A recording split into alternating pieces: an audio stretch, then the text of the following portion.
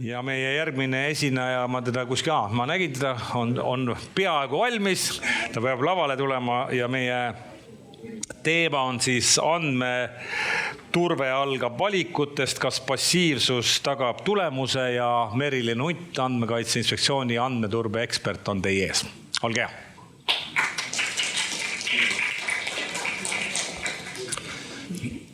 Tere!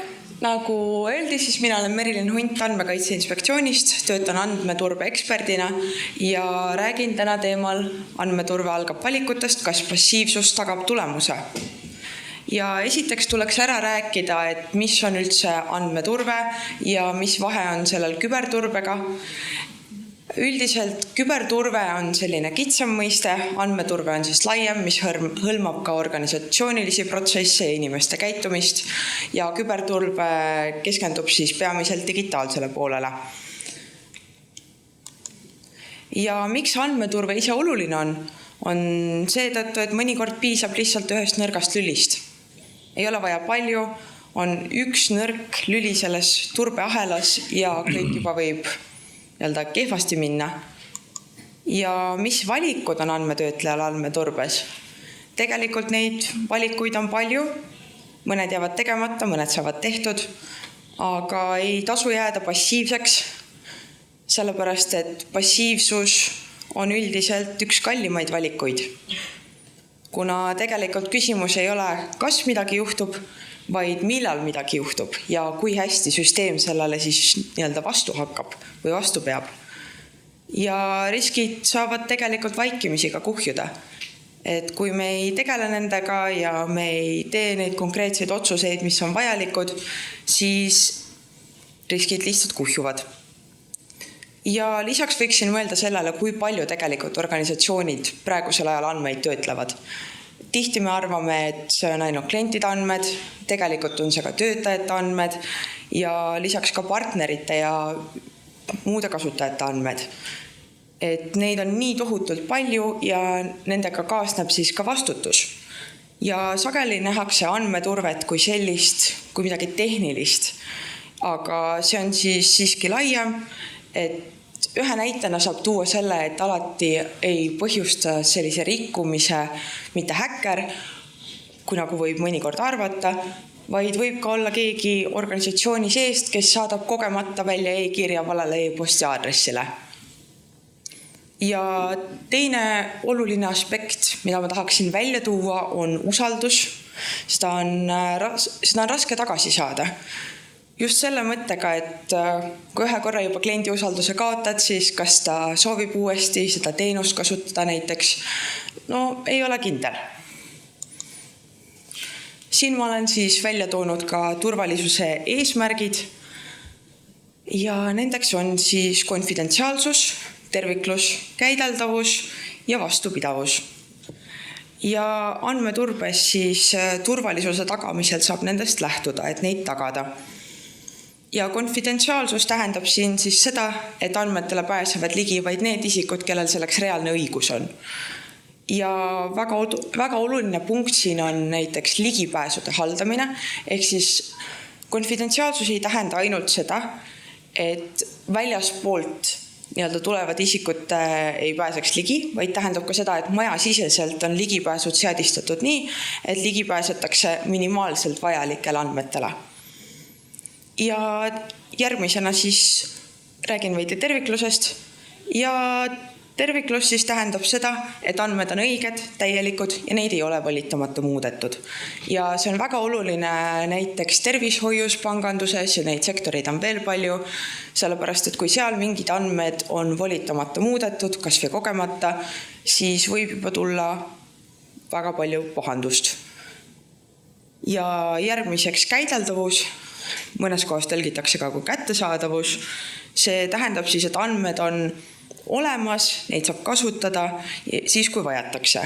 Ja selles ei tohi olla pikki katkestusi.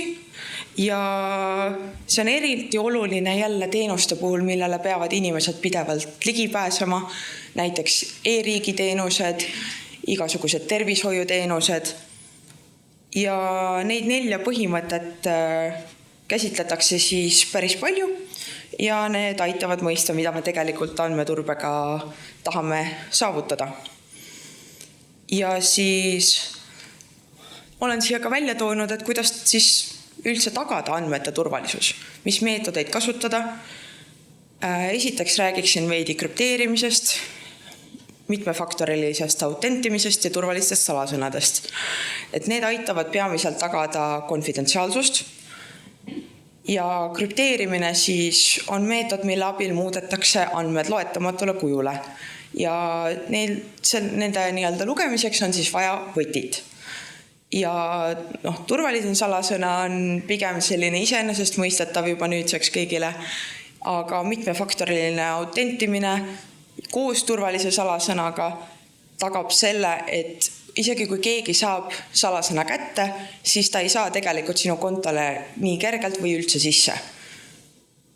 Siis järgmiseks tuleb kindlasti logida ja jälgida neid logisid, korraldada monitooringut, sellepärast, et need on need asjad, kus jääb maha jälg tegelikult tegudest. Ja kui neid jälgi ei ole, siis me ei saa ka veenduda, mis juhtus, mis ajal ja me ei saa nendele reageerida.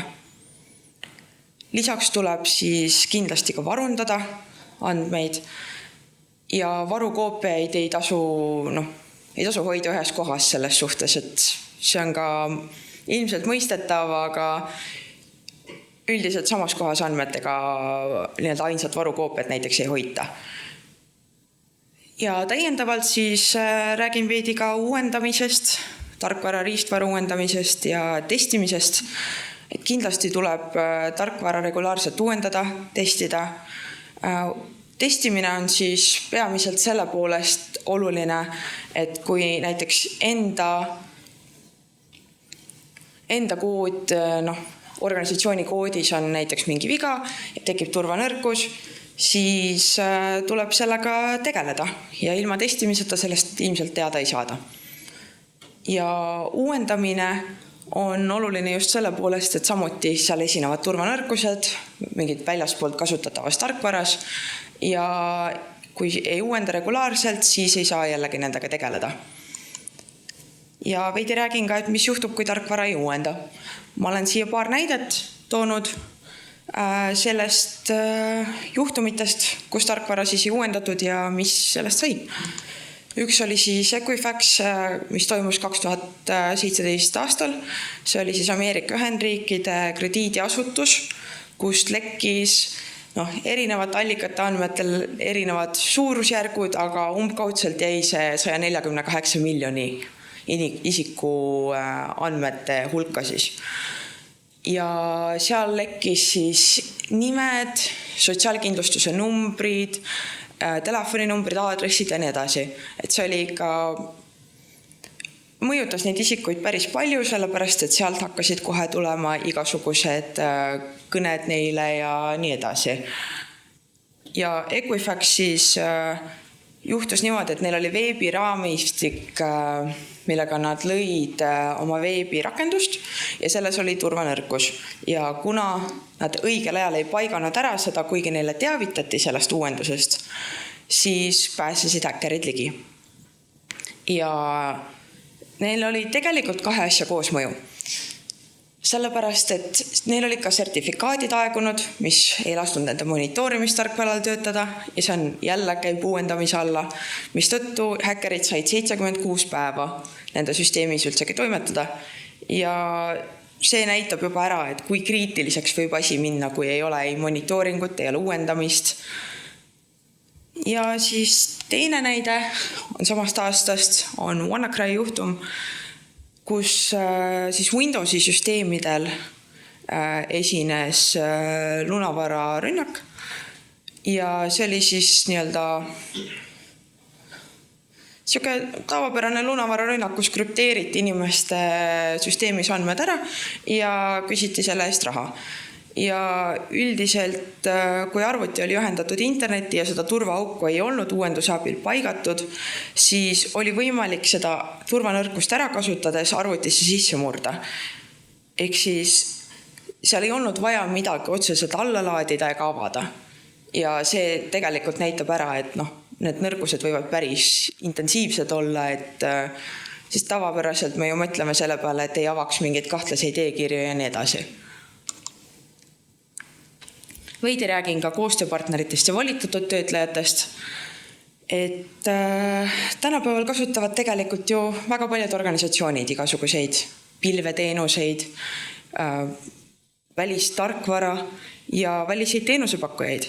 Ja see tähendab, et andmed ei töötle enam üks organisatsioon, vaid tegelikult terve ökosüsteem erinevatest töötlejatest. Ja see teeb andmeturbe oluliselt keerulisemaks, sest et iga järgnev töötleja on lisarisk. Ja siin tuleks peale vaadata küsimusele, et kas ettevõtte suurus ja maine tagab, et andmed on turvatud. Võiks ju arvata, et tagab. Hea maine võib viidata sellele, et andmed on paremini turvatud, aga ei pruugi. Aga reaalne praktika näitab seda, et tegelikult see ei ole alati nii ja eeltööd tuleb ikkagi ise teha. Sellepärast, et kokkuvõttes vastutab ikkagi vastutav töötleja selle eest, et andmed oleksid turvatud, mida tema on kogunud. Siin toon ka näite avalikust andmebaasist, kus olid andmed, mis olid lekkinud erinevatel põhjustel. Kõiki põhjuseid ei ole teada, enamusi tegelikult ei ole teada ja see andmebaas avastati siis 2025. Ja seal oli jällegi 149 miljoni konto login andmed, igasugused paroolid, emailid ja seal puudus parool ja krüpteerimine, mis tähendab seda, et igaüks sai sellele tegelikult ligi, kes vähegi teadis, kus nad asusid. Ja ma tahaks väita, et keegi ei taha, et nende andmed sinna satuksid.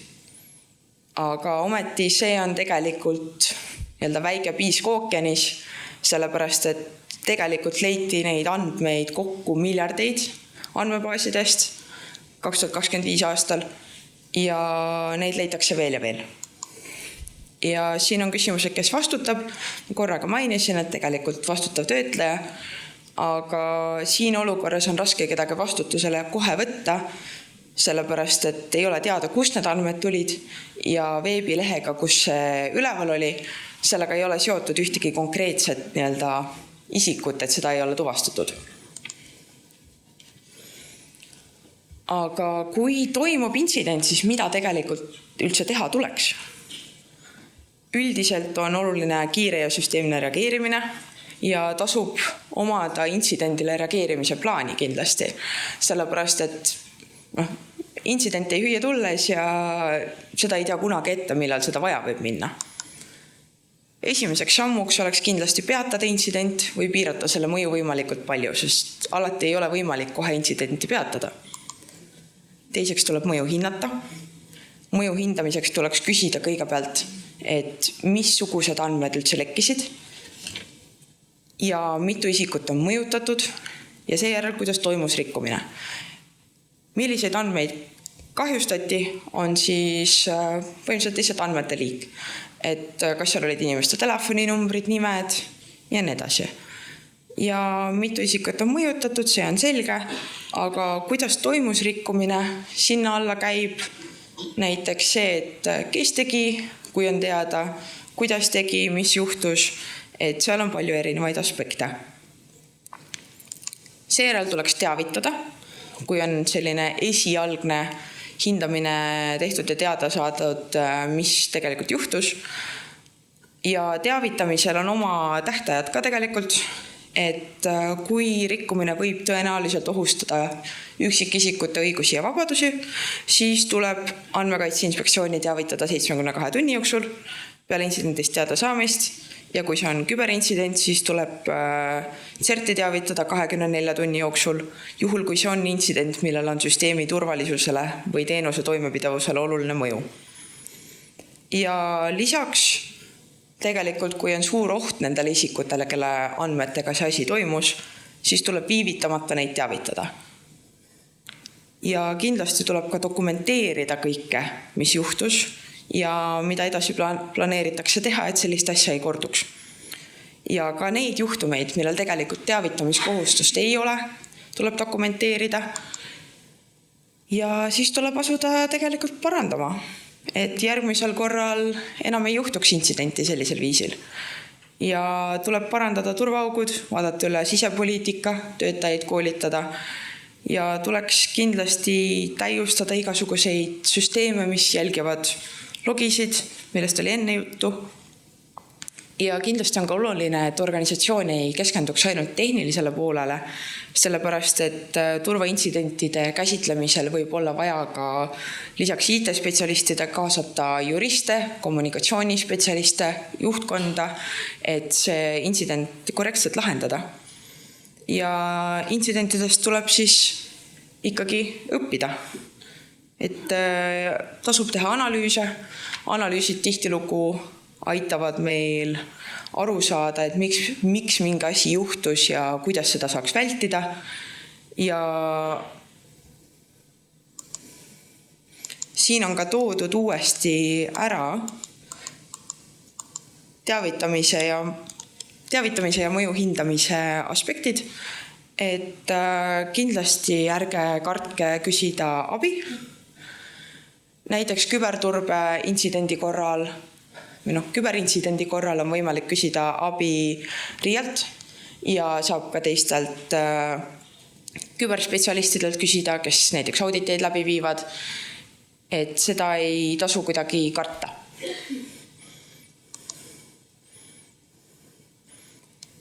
Ja minu poolt on kõik ja olen avatud küsimustele. Küsimus siin on. Kas andmeturve on teie käsitluses erinev infoturbest? Ei, andmeturve ei ole erinev infoturbest. Need on sünonüümid. Väga pikalt ei võtnud küsimustele vastamine aeg. Kas on veel küsimusi? Ei ole, siis suur aitäh.